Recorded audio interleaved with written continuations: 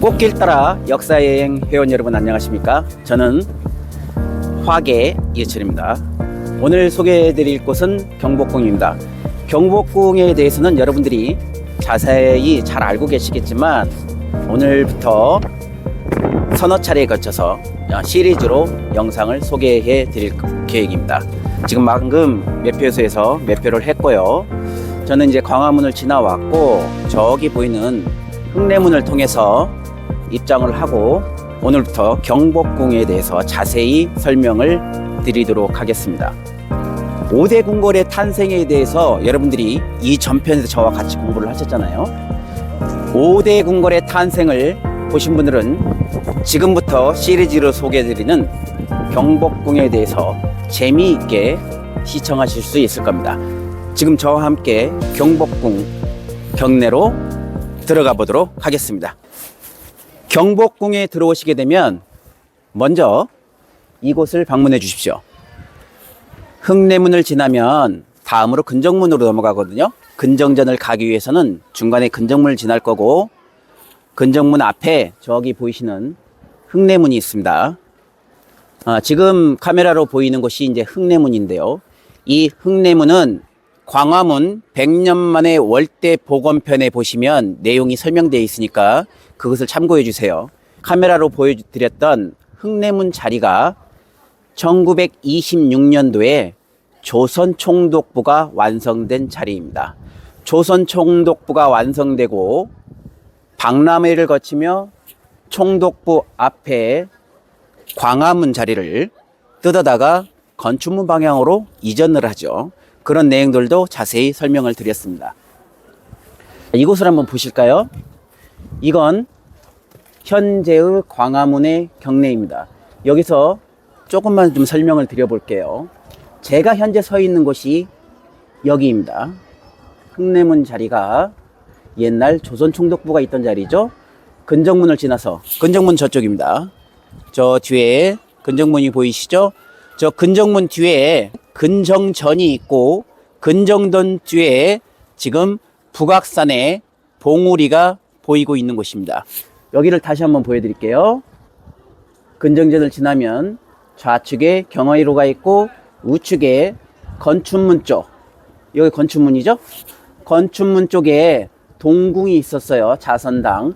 오늘 소개해드릴 곳은 근정문과 근정전, 그리고 자선당 편, 자경전 편, 경회로 편, 그리고 국립민속박물관을 지나서 궁 속의 궁, 명성황후와 고종이 교거하던 곳, 고종은 흥선대원군, 아버지 흥선대원군으로부터 정권을 이양받고 1873년도부터 1907년도까지 대한제국의 왕으로 있습니다. 궁 속의 궁 건천궁을 짓고요. 그곳에서 생활을 하죠. 이렇게 해서 설명을 드릴 거고요. 흥선대원군이 1863년도부터 1873년도까지 10년간 고종을 대신하여 섭정을 할 때 1865년도부터 약 1000일에 걸쳐 만 3년 동안 경복궁을 중건하죠. 1592년 임진왜란에 의해 불타버린 경복궁을 중건하게 되었는데요. 경복궁 중건 당시의 모습이고 아래는 일제 치하에 의해 90% 정도의 전각이 다 뜯겨 나간 상태입니다. 그래서 경복궁 내에 들어가시게 되면 뜯겨 나간 자리에 곳곳에 녹색으로 처리가 되어 있죠. 이게 잔디를 의미하거든요. 잔디를 입혀놓은 것은 일제에 의해서 경복궁의 죽은 자리를 나타냅니다. 의미를 담고 있습니다. 2045년까지 지금 계획을 하고 있습니다만은 죽은 자리에 옛 모습으로 다시 되돌려 놓겠다. 그런 의미로 지금은 전부 잔디가 입혀져 있습니다. 지금부터 경복궁에 대해서 여러 편에 걸쳐 시리즈로 제작되는 이 내용을 소개해 드리겠습니다. 아직 5대 궁궐의 탄생에 대해서 공부를 하지 않으신 분, 5대 궁궐의 탄생에 대해서 먼저 공부를 하시고 이 내용을 공부하시면 아주 재밌게 시청하실 수 있습니다. 그럼 지금부터 근정전을 시작으로 경복궁 내의 각 정각들과 그들의 내용, 의미를 소개해 보도록 하겠습니다. 여러분들이 경복궁을 방문하게 되면 반드시 들려야 되는 포토존의 키포인트입니다. 자, 카메라가 저를 향해 찍을 수 있도록 제가 반대쪽으로 한번 서볼게요. 저를 향해서 지금 보시면 근정전과 왼쪽으로는 인왕산이 보이고 우측으로는 북악산이 보여요. 중국의 자금성은 정각을 많이 지음으로써 웅장함을 나타내지만 우리는 웅장함보다는 주변에 경치를 빌려온다. 그게 차경이라고 하거든요. 내가 지은 전각 앞에 경치를 빌려오는 그런 모습으로 궁궐을 짓게 됩니다. 차경을 한 아주 아름다운 지금 모습이 보이시죠?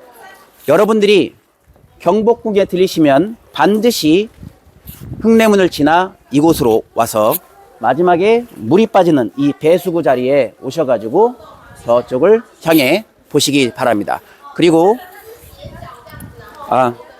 지금 중국 분들이 좀 오신 것 같아요. 이것은 이제 회랑입니다. 회랑을 보시면 길이 아주 멋있죠. 이 회랑을 따라서 이게 한 칸 한 칸이 있잖아요. 이 한 칸 한 칸이 막으면 방이 돼요. 그래서 내탕고나 또 창고 형태로 사용을 할 수가 있고요. 좀 요걸 보시면 이쪽 주춧돌과 이쪽 주춧돌이 다르죠? 태조가 1395년에 한양으로 천도하면서 정도전을 통해 경복궁을 짓게 되죠. 그때 지었던 경복궁과 1863년도부터 1873년도까지 고종을 대신하여 섭정을 했던 흥선대원군이 1865년도부터 경복궁을 중건을 했을 때의 모습이 이 주춧돌에 의해서 확연하게 달라집니다. 지금 이쪽의 주춧돌은 네모 모양이고요. 이쪽의 주춧돌은 원형 모양이고 원형의 밑에 다시 네모가 있죠. 이걸 천원지방이라고 표현합니다. 하늘은 둥글고 땅은 네모지다. 지구가 돌지 않고 해와 달이 돌고 지구는 동그란 게 아니라 네모지다라고 여겼던 옛사람들의 그 생각이 여기에 들어가 있습니다. 천원지방. 하늘은 둥글고 땅은 네모지다라는 의미입니다. 저 앞에 보이는 것이 근정전이죠. 근정전은 임금이 사신을 맞이하거나 조회를 하거나 큰 행사가 있을 때 사용을 했던 전각이고요. 근정전 앞에 이렇게 넓은 이 공간을 조정 대신들이 운집하여 임금을 바라보는 그 조정입니다. 마당을 조정이라고 하죠. 그리고 지금 저 앞에서부터 종 1품부터예요. 종 1품부터 품계석이 이렇게 놓여져 있습니다. 이 품계석은 정조 때, 정조는 1752년에 태어나셔서 1776년에 즉위를 하시고 1800년도에 돌아가십니다. 24살 때 즉위를 하시고 24년간 왕에 계셨으며 48, 24 플러스 24는 48이죠. 공교롭게도 그렇게 돌아가십니다. 정조 때 이 품계석이 만들어집니다. 조정 대신들이 조회에 참석했는데 본인이 서야 할 자리를 찾지 못하고 웅성웅성 우왕좌왕하는 모습을 보고 정조가 각자의 위치를 정해주면 저렇게 우왕좌왕하지 않겠느냐. 그러니 그 대신들의 위치를 정해주어라 라고 해서 만들어진 것이 이 품계석입니다. 그래서 품계석에 따라 대신들의 위치가 정해지는 거고요. 자, 천천히 따라와 보세요. 가까이서 보면 바닥에 쇠고리가 보여요. 자, 여기서 가까이서 한번 볼까요? 이 품계석 옆에는 이 쇠고리가 있습니다. 이 쇠고리는요, 차일고리라고 하고요. 차일고리에서 차는 가리다는 의미고요. 일은 해를 나타냅니다. 천막을 칠 때 해를 가리거나 비를 막거나 그런 용도로 그 천막의 줄을 이곳에 묶어서 그 용도로 사용되었던 것입니다. 지금 제가 이렇게 밟고 서 있는 이 돌들이 후대에는 이렇게 평평하게 지금 일부가 되어 있지만 1395년 태조가 경복궁을 설치할 때, 그리고 1865년 흥선대원군이 경복궁을 중건할 때, 그때 당시에도 이 바닥에는 이렇게 돌들이 삐뚤삐뚤하게 설치가 되어 있어요. 이걸 박석이라고 합니다. 박석을 이렇게 설치한 이유는요, 제가 서 있을 때 해가 동쪽에서 서쪽으로 움직이면서 눈을 부시게 하거든요. 그럼 눈을 부시게 하면 대신들이 서서 졸음이 오거나 눈부심에 의해서 찡그리거나, 그리고 임금을 향해서 바라보는데 지장을 주겠죠. 그래서 햇빛이 난반사, 한 번에 비추어서 바로 가지 않고 흩어지게 할 수 있는 그런 효과를 주기 위해서 박석을 설치했고요. 두 번째는 빗물이 자연스럽게 이 박석과 박석을 사이로 저쪽 우측 동쪽 끝으로 내려가게 해놨습니다. 지금 저기 꼬마 아이도 보이고 저 여자분들이 지금 있죠. 가족분 같아요. 그 가족분이 지금 모퉁이에 계시는데, 그 모퉁이로 빗물이 자연스럽게 흘러가도록 그렇게 설계가 된 것입니다. 세 번째는 이 박석이 깔릴 당시의 백성들의 신발을 생각해 보십시오. 지금은 가죽신 또는 합성 고무 여러 가지 형태의 재질로 신발을 만들어서 신고 다니기 때문에 미끄럼 방지가 처음부터 잘 되는데요. 대신들이 신었던 신발을 생각해 보면 비가 올 때 쉽게 미끄러졌겠죠. 그런데 박석을 평평하게 하지 않고 지금처럼 삐뚤삐뚤하게 해놓으면은 걸어 다닐 때 이런 걸림에 의해서 오히려 미끄럽지 않고 걸어갈 수 있는 그런 효과를 줄 수 있습니다.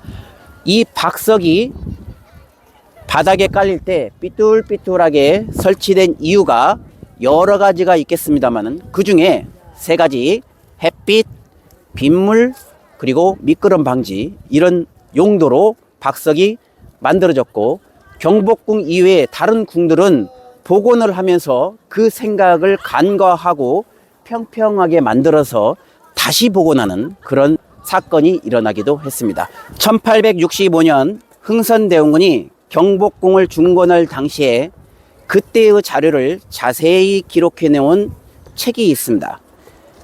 한성부 주부, 한성부는 지금의 서울시청을 말씀드리는 거고요. 한성부 주부였던 원세철이 약 1000회에 걸쳐서 기록을 남기는데 영건일기라는 책을 9권을 남기게 됩니다. 그 9권 중에 단 한 권만이 조선에 남아있고, 나머지 8권은 일제에 의해 약탈되어 일본으로 반출됩니다. 단 한 권만이 남아있기 때문에 경복궁이 중건될 당시의 자료가 자세히 남아있지를 못해요. 왼쪽에는 말의 형태가 있고요. 이쪽도 말이 있죠. 말 형상이 있습니다. 12지 이상에 나오는 말이죠. 근정전 뒤쪽으로 가면 똑같은 위치에 쥐가 있습니다. 북쪽의 쥐와 남쪽의 말을 일직선으로 엮어서 좌우선이라고 표현을 합니다. 영건일기에 8권이 일본으로 반출되었기 때문에 우리에게 남은 단 한 권의 영건일기 자료로 그동안은 추측에 의해서 자료를 만들어 오기도 했습니다. 이곳 월대의 난간에는 지금 9종류의 동물들이 있거든요. 그럼에도 불구하고 수년 전까지는 이것을 12지신, 잣, 죽, 임, 묘, 진, 사, 오, 미, 신, 유, 술, 해 12지신이 표현된 것이라고 여겨왔는데요. 일본으로 반출되었던 8권의 영건일기를 일본에서 공개하여 우리가 그 자료를 볼 수 있는 기회가 있었어요. 그 자료를 토대로 이것은 12지신이 아니라 별자리를 나타낸 것이다라는 것을 나중에 알게 됩니다. 1865년 흥선대원군이 경복궁을 중건할 당시에 영건일기를 기록했던 한성부 주부 원세철 이분의 기록에 의해서 이제야 밝혀지게 되는 거죠. 여러분이 경복궁에 오신다면 제가 바라보는 시선으로 반드시 외부를 바라봐 주십시오. 지금은 저 광화문에서부터 관광객들이 올라와서 근정문을 보시고 또 근정전을 보시고 옛 임금이 살았던 모습을 바라보고 계시는데, 지금 제 눈은 제가 마치 왕이나 된 것처럼 왕의 시선으로 백성을 바라봅니다. 카메라를 저기를 한번 비춰보세요. 저 뒤에 광화문이 보입니다. 저 뒤에 광화문으로부터 사람들이 지금 쭉 올라오는데요. 왕의 시선으로 여러분도 함께 바라봐 주십시오. 백성들이 궁을 향해 이렇게 올라오고 있습니다. 이 모습을 바라봤던 왕의 시선, 꼭 왕의 시선으로 백성들을 바라보는 그런 기회를 가져보시기 바랍니다. 여기는 근정전입니다. 근정전의 건물을 보면은요, 저 좌측에서부터 우측 끝까지 그물이 이렇게 쭉 쳐져 있어요. 이 그물의 명칭은 부시라고 합니다. 부시는 미국의 41대 대통령 이름도 부시이고 43대 대통령 이름도 부시예요. 아버지 부시와 아들 부시, 41대 대통령과 43대 대통령 이름이 같지요. 그 부시 대통령의 이름과 명칭이 같습니다. 부시를 설치한 이유는요, 부시가 설치가 되지 않으면 이 안으로 새들이 들어가겠죠. 새들이 들어가서 그 안에다가 배설물을 남기게 되면 그 배설물에 의해서 단청이 지저분해질 거고요. 또한 목재이기 때문에 목재가 시간이 지나면 훼손이 되겠죠. 그래서 부시를 설치해서 새들이 들어가지 못하게 하는 거고요. 새들이 자리를 잡고 털을 잡게 되면 우리가 상스럽지 못한 동물로 여겨진 뱀이 새를 잡기 위해 올라갈 수도 있다. 네, 두 가지를 방지하기 위해서 설치한 것이 이 부시입니다. 반대로 갈게요. 네, 한국분 같지만 몽골에서 오신 손님이에요. 엄마가 몽골어로 한국 사람한테 인사 한번 해달라고 했어요. 몽골어로 뭐라고 해요? 인사할 때 몽골어로 사인바이노? 사인바이노? 사인바이노? 사인바이노? 사인바이노?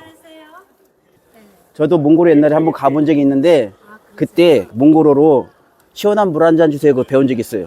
사인바이노? 후르투스구노? 후르투스구나. 후르투스구나. 근정전 소개해 드릴게요. 근정전을 보면은요, 저기 천정에 두 마리의 용이 있는데 두 마리의 용의 발톱이 7개가 있어요. 7. 네, 7개가 있습니다. 그래서 7조룡이라고 그래요. 7조룡이라고 하고, 머리에는 용의 뿔이 2개가 있습니다. 용은 뿔이 2개고 경복궁 광화문 앞에 있는 서수는 뿔이 하나예요. 네. 서수와 용의 차이는 뿔이 하나인가 둘인가의 차이고, 경복궁 중건 당시에 한성부 주부 원세철이 남겨놨던 영건일기의 자료를 보면 밖에 있는 동물들은 12지상을 나타낸 게 아니고 별자리를 나타낸 것이며, 7조룡은 북두칠성을 나타내는 거고요. 임금이 앉아 계시는 어좌, 닷집이 있죠? 위에 닷집, 닷집 밑에 어좌가 북극성을 나타내는 겁니다.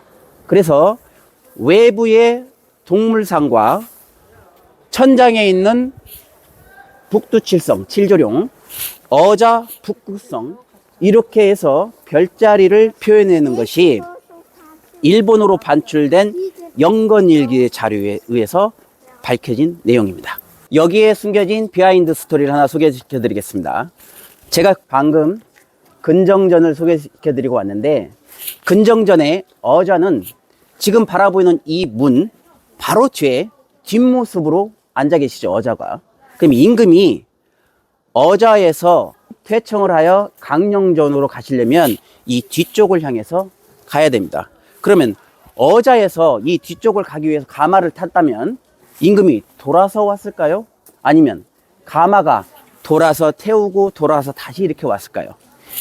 이 문에는 일월오봉도, 임금과 왕비와 전 국토를 나타내는 일월오봉도가 있는데요. 그 일월오봉도의 가운데에 비밀의 문이 있어요. 그래서 그 비밀의 문을 열고 임금이 걸어 나오시면 여기에 대기하고 있던 가마가 임금을 태우고 공중에 떠서 강령전으로 가게 되는 겁니다.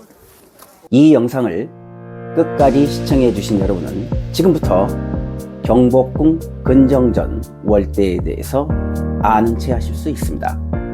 경복궁 근정전 월대 이후 동물들과 근정전 안에 임금의 어좌는 별자리를 상징합니다.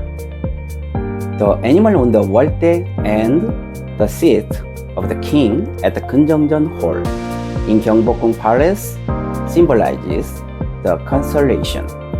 景福宫勤政殿月台的动物和君王位置象征着星座。 경복궁 근정전歴代の動物と王座は星座を象徴しています。